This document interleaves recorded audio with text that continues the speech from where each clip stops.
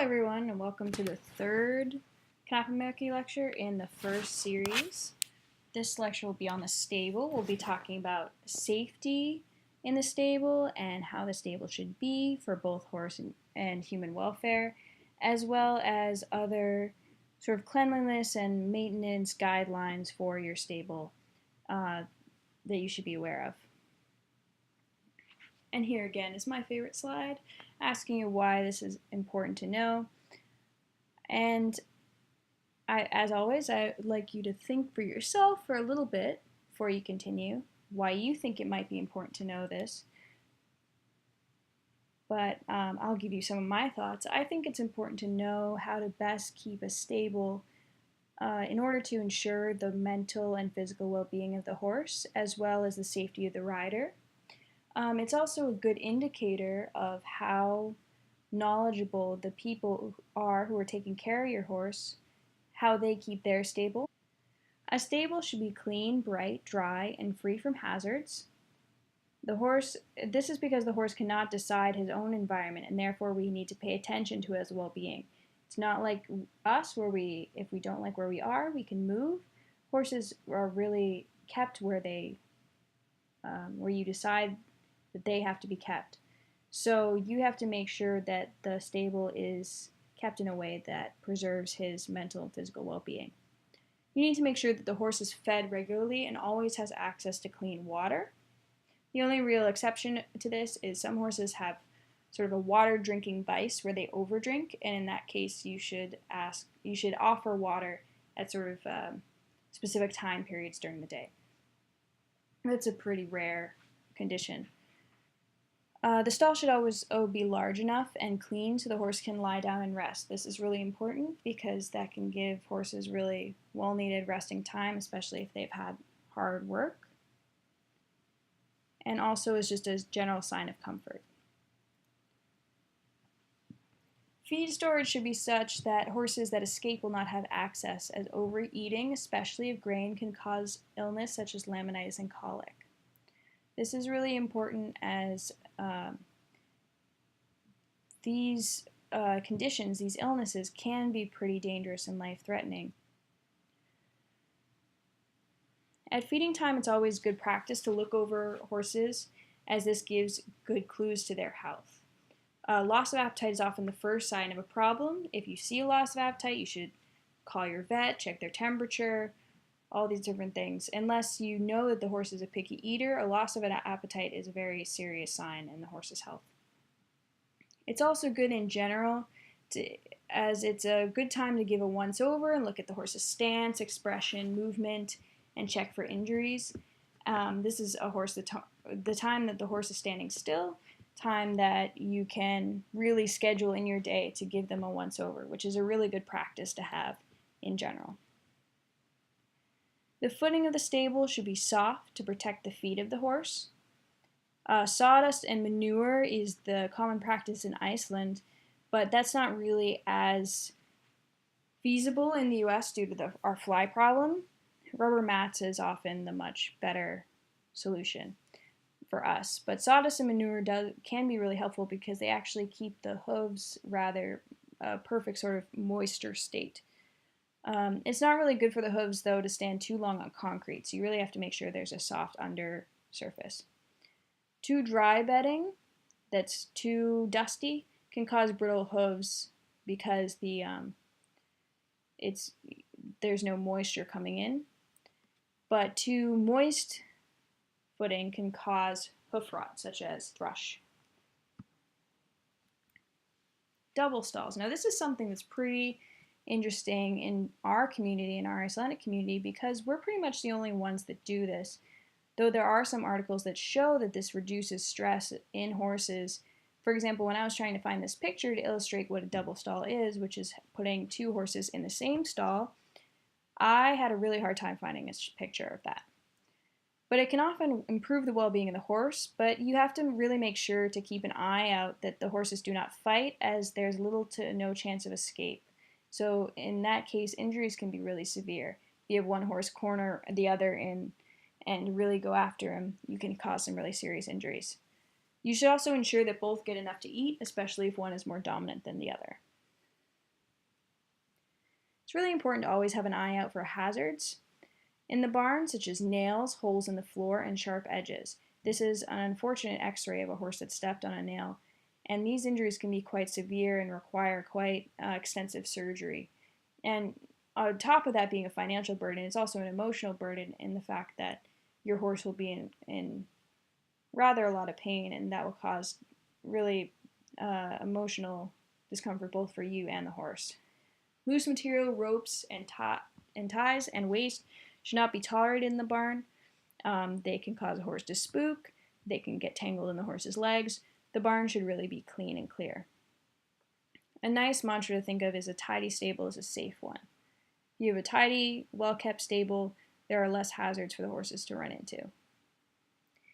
Air is a really important thing, and it actually wasn't something that I thought of all that much until last year when I was at Holar, and they talked to us about how horseback riders are actually quite susceptible to respiratory diseases because of all of the pollutants that are possible in the air of the stable. So it's good for both the horse and the rider to ensure good airflow. And you really have to make sure there's no smoking in the barn. Not only is it a fire hazard, but it's also just not good for the health of both horse and rider that are around you. So I concluded this quote, and I know it's kind of high scientific, but just bear with me for a second, because I wanted to really show you just how important it is to keep the air of your stable clean. And this is something I've especially been thinking about because after I learned about this, I was thinking about all the people I know in the horse community that have respiratory problems. Like myself, I have asthma. I know many people with allergies and other asthmas or get colds very frequently. So it's a really important thing to think about. So this quote is from a study about air quality and as well as prevalence of respiratory disease in horse workers. So it says air sampling in horse barns and stables have yielded high levels of general dust, endotoxins and mold, B13-glucans, horse hair and dander, ammonia, hydrogen sulfide, various toxic chemicals, and sawdust, metal, and silica particles. Exposure to these hazards may be responsible for horse workers experiencing high rates of asthma, bronchial obstruction, dyspnea, chronic bronchitis, and allergic reaction to horse dander and hair. Furthermore, in a New England study of equine workers, individuals exposed to horse barns reported significantly higher prevalence of self-reported respiratory symptoms than a non-exposed group. And this is not something you have to memorize by any means, but I just wanted to show you how many different toxins there are in the air and how much more we as a group are susceptible to respiratory problems.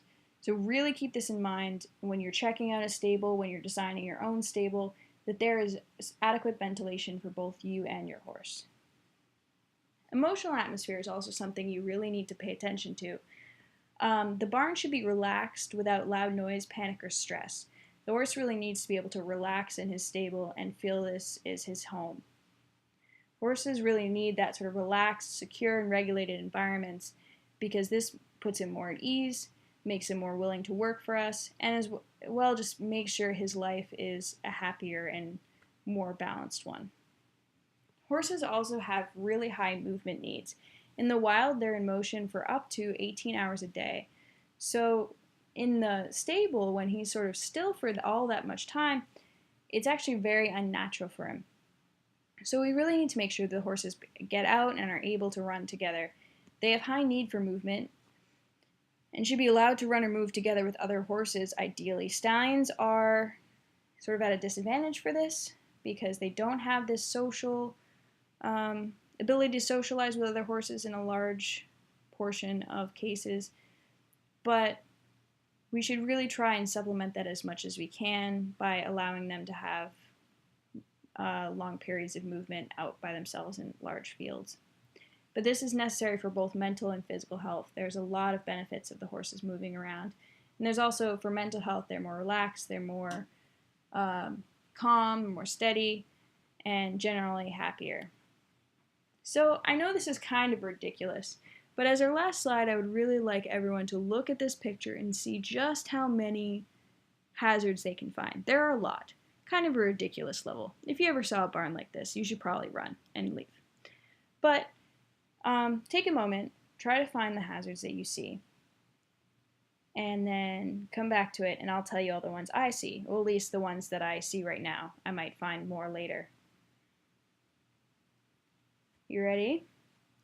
Okay, so if we're going to start up at the left, those hay bales look really precarious up there. Probably should be better stacked. Then you have the guy smoking, which is a huge no-no. That's bad for both his health as well as the health of the people around him.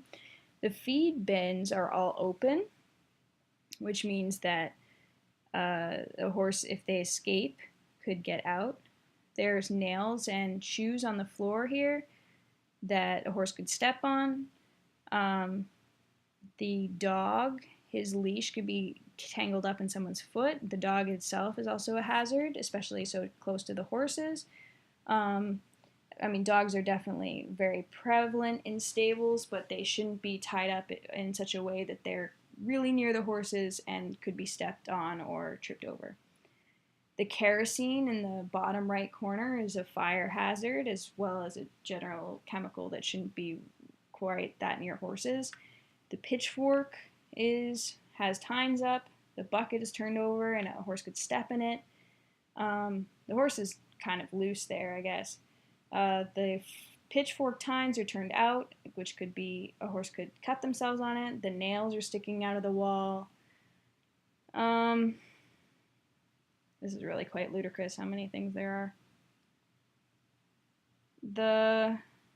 The wiring's exposed.